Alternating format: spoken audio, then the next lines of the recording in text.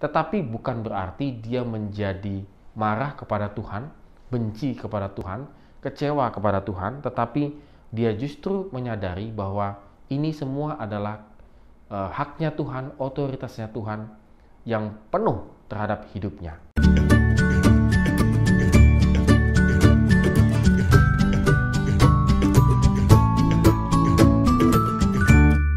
Morning Good Readers, puji Tuhan hari ini kita bisa kembali lagi untuk bangun dari tidur dan melakukan segala aktivitas kita.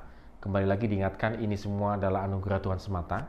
Dan kita akan kembali merenungkan firman Tuhan dari Ayub pasal 9 ayat 1 sampai dengan yang ke-35.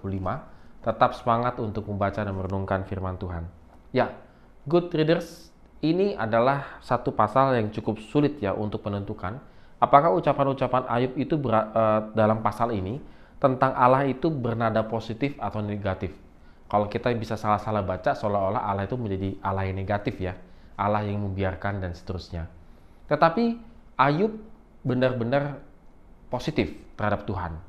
Walaupun dia tahu bahwa apa yang ditimpakan kepada hidupnya di saat ini sedang berjalan ini, maka itu adalah semua dari Tuhan. Bukan semata-mata karena dia berdosa dan bersalah. Ayub masih meyakini dirinya bahwa dia itu tidak bersalah. Artinya meyakini dirinya tidak bersalah itu bukan dalam keadaan sombong rohani, Good Readers ya. Jadi kita jangan pikir, wah Ayub ini sombong rohani, nggak pernah salah gitu, tidak. Tetapi dia sudah mengkoreksi dan menguji dirinya, sepertinya dia tidak melakukan satu kesalahan, satu dosa ataupun menentang Tuhan, tidak. Dan dia berharap jika memang itu ada koreksinya, maka benar dia harus bisa, dia siap menerima untuk dikoreksi. Dan Ayub juga sadar siapa dirinya di hadapan Tuhan, bahwa Tuhan itu bisa melakukan perbuatan ajaib dan seterusnya. Tuhan itu maha besar. Sehingga Tuhan itu tidak punya, maksudnya Tuhan itu tidak perlu mempertanggungjawabkan apa yang dilakukannya terhadap manusia. Kadang-kadang kita suka bertanya kepada Tuhan, mengapa Tuhan? Jadi seolah-olah Tuhan itu harus bertanggung jawab terhadap penderitaan dan pergumulan yang kita alami. Tidak. Bagi Ayub, dialah yang harus bertanggung jawab kepada Tuhan atas segala kejadian ataupun atas segala perbuatan yang dia lakukan. Maka disinilah kita bisa melihat bagaimana Ayub itu ketika masih dalam penderitaan mampu menempatkan dirinya di hadapan Tuhan itu sangat amat rendah. Artinya rendah, artinya dengan sangat segala kerendahan hati. Dia memang tidak mengerti apa yang terjadi dalam kehidupannya, tetapi bukan berarti dia menjadi marah kepada Tuhan, benci kepada Tuhan, kecewa kepada Tuhan, tetapi dia justru menyadari bahwa ini semua adalah haknya Tuhan, otoritasnya Tuhan yang penuh terhadap hidupnya. Nah, Good Readers, kalau kita lihat di sini di ayat yang ke-34, biarlah ia menyingkirkan pentungannya daripadaku, jangan aku ditimpa kegentaran terhadap dia. Maka aku akan berbicara tanpa rasa takut terhadap dia, karena aku tidak menyadari kesalahanku.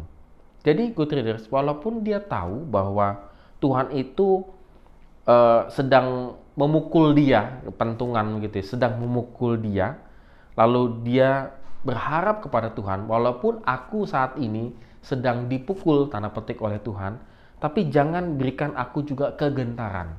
Kegentarannya apa? Supaya aku bisa berbicara kepada Engkau ya Tuhan.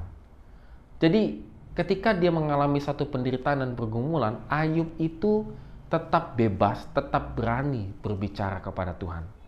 Artinya dia tetap berhubungan, tetap berelasi dengan Tuhan. Mungkin dalam kehidupan kita hari lepas hari ini, ketika kita mengalami satu kekhawatiran, mengalami satu kegentaran dalam hidup kita, ataupun juga mengalami kekecewaan, justru kita lebih banyak meninggalkan Tuhan. Bahkan kita menjauhi yang namanya doa, membaca Alkitab, beribadah, dan seterusnya. Tetapi bagi Ayub tidak.